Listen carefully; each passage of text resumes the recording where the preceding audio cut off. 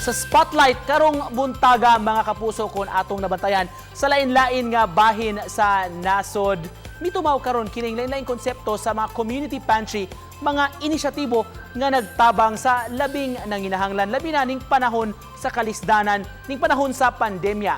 Karong buntaga mga kapuso pakisayran ta kining lain sab sa pamaagi nga pagtabang sa usa ka foundation nakabase ni sila sa Northern Cebu mga kapuso. Apan daw susama sa community pantry sab ang ilang katuyuan pagtabang labi na gyud sa mga gigutom ug nanginahanglan karong panahon na. Makauban nato karong buntaga gikan sa Rise and Rebuild International Foundation sa ilang Cebu site si Ma'am Judith Mascardo Pua. Good morning Ma'am Judith. Welcome sa GMA Regional TV Live. Kumusta ka this morning ma'am? Hi, mabuhay! Mabuti naman, sir. Masayang-masaya kami at you gave us an opportunity to be with your show po. Thank you so much din, ma'am. Ma'am Judith, murag daghan ang nakadaig ni ining giingon nga lapad kaayo ang lawak ng inyong community pantry dyan sa Sogod. Kailan ito nagsimula, ma'am? Sino po ang founder nito? Okay, it started po last year, March 4, ang aming groundbreaking dito sa Barangay Ampongol, Sogod. And ang founder po natin is Mr. Raymond Goodson, or we call him Brother Ray. Gano'n nga ito kalawak, ma'am? Yung site ninyo? The area is 9 hectares, pero yung lupa natin kung nasaan yung ating mga tanim is around 3.9 hectares po. Ma'am, ano pong nakapag-udyok sa inyo, ma'am, nga gawin ito? Ano sa mission sa inyong grupo, sa inyong foundation? Okay, the heart of the foundation is really to feed the undernourished children. So the goal of the foundation is to feed 100,000 children every day.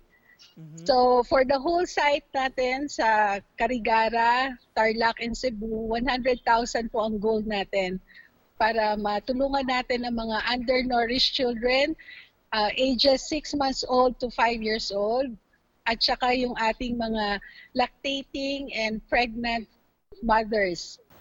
Can you share to us, ma'am, unsa inyong gibuhat sa foundation diha sa inyong Cebu site, Ma'am Judith? Of course, nagtanom mo og lain-lain nga mga fruits and vegetables, mostly vegetables, ma'am. Tapos, pag-harvest, anong ginagawa niyo, ma'am? So, ang mga gardener natin nag-uumpisa ng maagang-maaga para mag-harvest Monday, Wednesday, and Friday. Pagka-harvest natin yan, sinusort natin ng mga gulay. Pagkatapos, ina-allocate na natin siya sa mga iba't ibang barangay. Yung mga recipient natin sa ating feeding program. So, pagkatapos nating isort yan, i-deliver na po natin sa mga iba't ibang mga municipalities na partner natin sa programang ito. Apart from your feeding program, Ma'am Judith, unsa pa'y uban ninyo mga programa sa foundation? We build the facility and then we also equip them with eating and cooking utensils. Tapos we also do communal latrine or yung tinatawag natin CR. Meron tayo sa mga public market or sa municipal area or sa mga eskwelahan. At meron din po tayong water drilling project. So we provide potable water sa community. Right now, ma'am, lately, uso dito sa Pilipinas, of course, community pantries, pagbabayanihan natin, lalo na ngayong panahon ng pandemya. For you, ma'am, bakit kailangan magtulungan tayong lahat ngayon, ma'am? Magtulungan tayo dahil this is what the Lord has blessed us with. The beauty of the earth na meron tayo. And all of us were given this wonderful blessing na pinagkaloob ng Panginoon sa atin. So we share it to our fellow brothers and sisters in the community.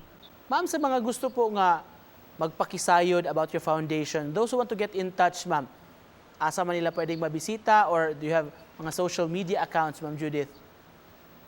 Alam mo sir, very timely po ito. You can contact us sa Rise and Rebuild International Foundation Cebu site. Yan po yung sa FB page po natin. And you can contact us through Messenger using that FB page. And we can get back to you. In closing, Ma'am Judith, mensahe ni mo, ma'am, sa atong mga viewers karong buntaga. Okay, I'm talking in behalf of Ray Goodson and all the donors and all those who are working so hard from Leyte, Tarlac, and Cebu. the heart of the foundation is really to feed our undernourished children. Lahat ng ginagawa natin ay ito yung pinaka-heart natin sa foundation. And we hope na all of us will continue to do good things sa ating community. Right, and with that, we'd like to thank you so much for joining us this morning, ma'am, sa pagpaambit sa inyong advokasya sa mga nanginahanglan. Mga kapuso, si Ma'am Judith Mascardo Pua. Thank you! Thank you! Bye!